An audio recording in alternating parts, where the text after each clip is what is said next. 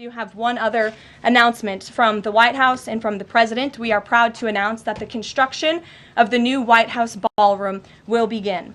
For 150 years, presidents, administrations, and White House staff have longed for a large event space on the White House complex that can hold substantially more guests than currently allowed. President Trump has expressed his commitment to solving this problem on behalf of future administrations and the American people. The White House State Ballroom will be a much-needed and exquisite addition of approximately 90,000 total square feet of innately designed and carefully crafted space with a seated capacity of 650 people. First of all, it's ornately, not innately, because that would be weird. Secondly, for 150 years, people have been begging to have a ballroom in the White House, 90,000 square feet of event space. Yes, let them eat cake, bread, and circuses. Here's where we are. Those of us who are serious and care. The government has been shut down almost entirely because the Republicans refused to compromise with Democrats. And Donald couldn't make a deal if his life depended on it. Because of the shutdown, essential programs and services have been stalled. Healthcare costs are rising, and in some cases, they are possibly going to double. Federal workers are being fired en masse, and our military is picking up trash without receiving paychecks for it. Everything else seems pretty much frozen in time, except right now, the White House, which always seems to have its fingers on the pulse of what this country really needs, is still moving one project forward, right on schedule, and that is indeed the Donald J. Trump Golden Ballroom. Why is this the one thing that is continuing when everything else is being stopped in its tracks, including, by the way, multi-billion-dollar infrastructure projects in New York? Well, it's kind of complicated, actually, but in Donald's view, it is essential that we push forward with this vital, vital public good. But before we go on, we need to keep track of the ways in which every day Donald commits offenses against the American people. So please like and share this video. And if you believe in our mission, subscribe to our channel. Just a few weeks ago, as he allegedly grieved the loss of his close friend, he somehow still managed to announce this project as if it were something to be admired. And of course, he did it with his usual quiet grace. Let's watch. My condolences to you, sir. My condolences on the loss of your friend Charlie Kirk. May I ask, sir, personally, how are you holding up over the last day and a half, sir? I think very good. And by the way, right there, you see all the trucks. They've just started construction of the new ballroom for the White House, which is something they've been trying to get, as you know, for about 150 years.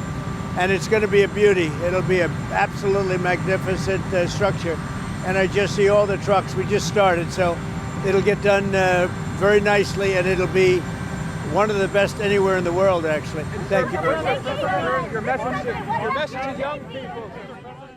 How are you doing in the wake of your close friend's murder? I'm fine. Donald, of course, has always been in the business of building shrines to his fragile ego, casinos that are flashy and large, towers, golf resorts. I'm not saying that this is to compensate for any deficiencies, but I'm also not saying that it isn't. Anything he can plaster his name on, he will. He does not limit himself to buildings. He's tried to brand everything from steaks to rump watches, because remember, not only is the T silent, it was non-existent, or at least invisible, and of course, meme coins. There is no project too trashy, too big, too small, too corrupt for him to exploit in any way that makes him money. The ballroom is another notch in that belt, of course, but it has nothing to do with public use. In what universe is any of us ever going to benefit from such a gaudy monstrosity? This is about branding, and again, it is about his very, very, very fragile ego. And in his warped view of things, it's also about his legacy, which is a sad commentary on that so-called legacy. What Donald doesn't understand, however, is that this ballroom will not promote the kind of legacy he has in mind. One of a strong leader who understands the needs of the American people and made great strides during his tenure in making their lives better. That legacy exists only in his delusional imaginings. Instead, spending $200 million on a Vanity project, money, by the way, he received as blackmail payments from social media corporations, on a grotesque monument to his bad taste and failure to create anything valuable in this world, will be seen for what it is: a con, a grift, and the desperate act of a very small, extraordinarily corrupt man who knows deep down what a pathetic loser he is. Here's Inside Edition with a little more on the actual construction of this project. In renderings released by the White House, the ballroom has grand columns and lots of windows. Inside, it's a large open space big enough to seat 650 guests. And no Trump-inspired space would be complete without gold accents. In fact, it looks a lot like the ballroom at Mar-a-Lago. It'll be a great legacy project, and I think it'll be special. Well, special, if by special you mean it looks like Liberace threw up on Versailles, sure, very special. As I mentioned, Donald is allegedly using some of the tens of millions of dollars he got illicitly from social media corporations to pay for some of this. But it is not enough to pay to cover a $200 million tab. So how is he making up the shortfall? The government shut down. Federal money isn't going anywhere, even to something as essential as a ballroom. So who's paying for the rest of this? Now, remember Donald's record with contractors. For decades, he has stiffed workers. He has left bills unpaid. He has sued people into oblivion to avoid paying them for work they already did. This is the norm. I'm assuming that if past is prologue, we can expect more of the same. Workers left hanging, shady side deals, maybe even some foreign friends quietly covering the cost out of the goodness of their hearts, no doubt, or, quid pro quo.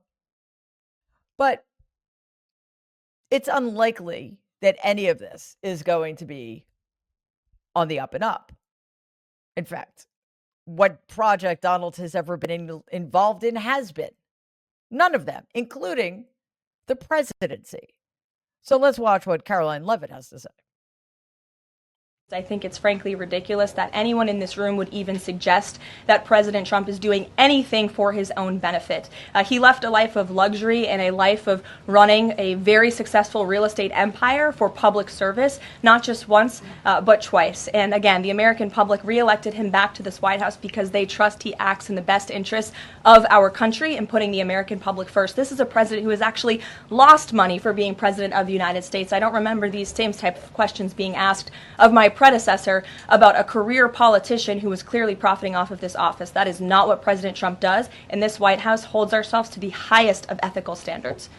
God, oh my God, shut up. Why is it that Donald and his lovely family, which is to say, Donald and his closest family members, are so much wealthier now than they were back in 2016? I would love for Caroline Levitt to answer that question. Not that she would, or she would just lie to our faces, as always. I have one question. Why is this allowed to happen? That's our house. That is the people's house. Why is he allowed that desecration? Why is he allowed to use the White House and his office to steal from us so brazenly? Why are there no mechanisms in place to prevent this kind of thing? I don't know the answer to that question, but somebody should have to answer it. Please take a second and like and share this video. Be awesome if you could subscribe to the channel. If you're listening to us in podcast form, please follow us and give the show a 5-star rating because it really does help other people find our content. Thanks.